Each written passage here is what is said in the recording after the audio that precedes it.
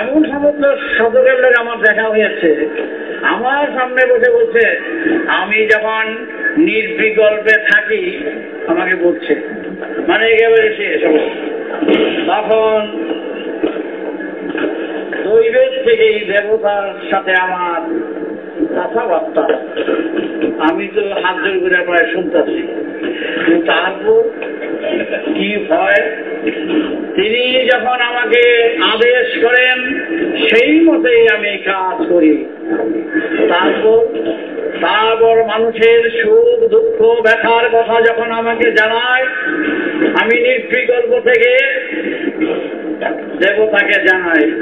দেবতা যখন ইঙ্গিত দেন সেই ইঙ্গিতে বুঝে নেই কার মঙ্গল হবে কার অমঙ্গল হবে। বাবা, তাহলে তো আপনি তো অনেক দূরে এগিয়ে গেছেন, আমি তো এই পথ পেলাম না। আপনার দর্শন হয়নি, আপনার মতন দর্শন হয়। আমি যে দর্শনে আছি ওইটা আবার আরেক দর্শন, সেইটা আবার কোন রকম দর্শন। আমি বললাম যে সেটা সর্ব অবস্থায় দর্শন।